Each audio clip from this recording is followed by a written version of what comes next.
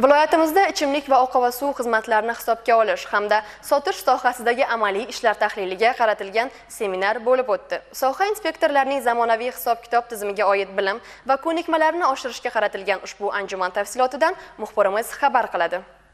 2 kun davom etgan mazkur seminarda respublika hududlaridan tashrif buyurgan mutaxassislar hamda viloyatimiz vakillari ishtirok etishdi. Jarayonda viloyatda joriy etilgan ilg'or tajribalar, xususan inspektorlar faoliyatida qo'llanilayotgan mobil dasturlar va zamonaviy aqlli suv hisoblagichlari imkoniyatlari bilan yaqindan tanishdilar.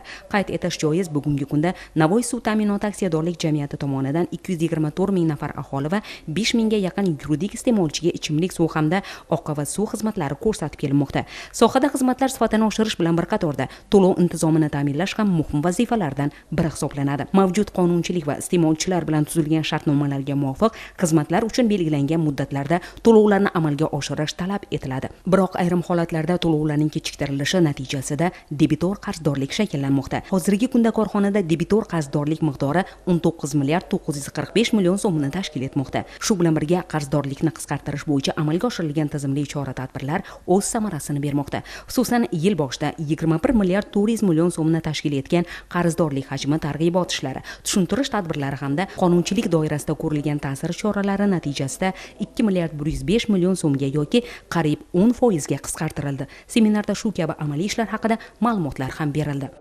GPS qurilmalarini o'rnatib, o'sha mobil ilova orqali ishlarni yengillik o'rnatish, borgan sari sohada o'sha hisob-kitoblarda, to'lovlarda, boshqa masalalarda inson omilini kamaytirib, raqamlashtirishga o'tish asosiy maqsad. Iste'molchilarga o'sha hisob-kitoblar aniq bo'ladi. Aqlli suv hisoblagich qo'ygandan keyin hozirgi mavjud tizimda mexanik suv hisoblagichlar ularning ko'rsatkichini iste'molchi har oy kiritib borish kerak. Bu o'sha majburiyat iste'molchilar uchun va suv ta'minot korxonasi nazoratchilari o'sha har oy uni xatlovdan o'tkazib kiritib borish kerak. Har kuni ishlatayotgan yoki har oy ishlatgan suv ko'rsatkichingizni biling tizimiga avtomat kelib tushadi. Siz o'zingiz o'sha barcha mobil ilovalar yoki shaxsiy kabinet Telegram bot orqali buni kirib nazorat qilib borishingiz imkoniyati mavjud bo'ladi.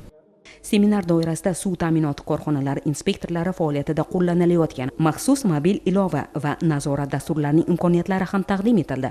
Mazkur dasturlar orqali inspektorlarning kunlik vazifalari, xatlov ishlari va ko'rsatkichlarni yig'ish jarayonlari onlayn monitoring qilinib, ish samaradorligini oshirishga erishilmoqda.